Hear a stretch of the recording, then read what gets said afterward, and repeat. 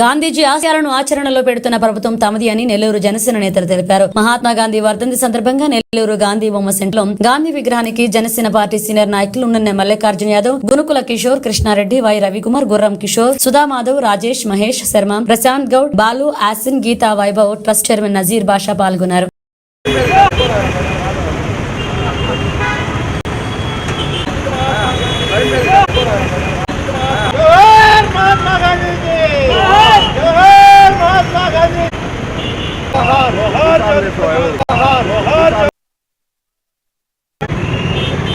ఆధ్వర్యంలో నివాళులర్పించడం జరిగింది.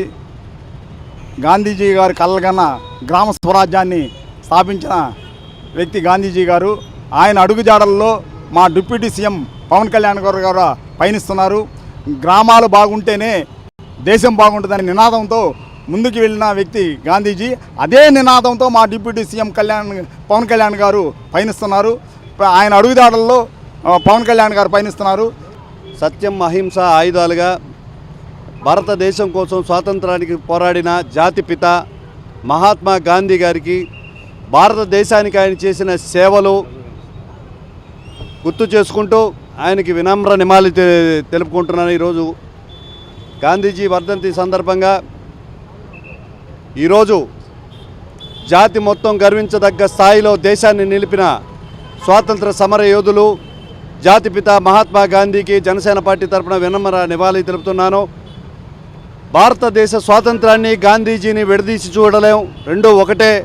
అదేవిధంగా గాంధీ తాత లాంటి ఒక వ్యక్తి ఈ భూమి మీద నడయాడాడు అంటే ఆశ్చర్యకరంగా ఉందని ఐన్స్టీన్ చెప్పిన మాటలు గుర్తు చేసుకుంటూ, కుల మతాలన్నీ ఒకటే అని ఆ రోజు భారతదేశంలో అనుభవిస్తున్న పేదరికాన్ని నిలువుటద్దం చూపిస్తూ ఆయన కట్టు బొట్టులో చూపించాడు. లోకల్గా దేశంలో ఉన్న చేతి పనులను ముందుకు తీసుకెళ్లాలని రాట్రం ఒడికారు, నూలు బట్టలు కట్టారు, చేతి కర్ర పూనారు, మురికి వాడలన్నీ శుభ్రం చేసి తన సౌభ్రాతృత్వాన్ని నిరూపించారు. ఈ రోజున లోకల్ సంస్థలని, చేతి వృత్తుల్ని ముందుకు తీసుకెళ్లేటట్టు, గాంధీజీ కలలు కన్నా గ్రామ స్వరాజ్యాన్ని ముందుకు తీసుకెళ్తున్నట్టు పనిచేస్తున్న పవన్ కళ్యాణ్ గారు దేశంలోనే ఎన్నడూ లేని విధంగా గ్రామ స్వరాజ్యం కోసం గ్రామ సభలు నిర్వహించడం, అదేవిధంగా ఏటి కొప్పాక ఇటువంటి చేతి వృత్తుల్ని ప్రోత్సహించడం మనం చూస్తూనే ఉన్నాం. గాంధీజీ గారి స్ఫూర్తిని అదేవిధంగా జనసేన పార్టీ తరఫున ముందుకు తీసుకెళ్తామని తెలియజేసుకుంటూ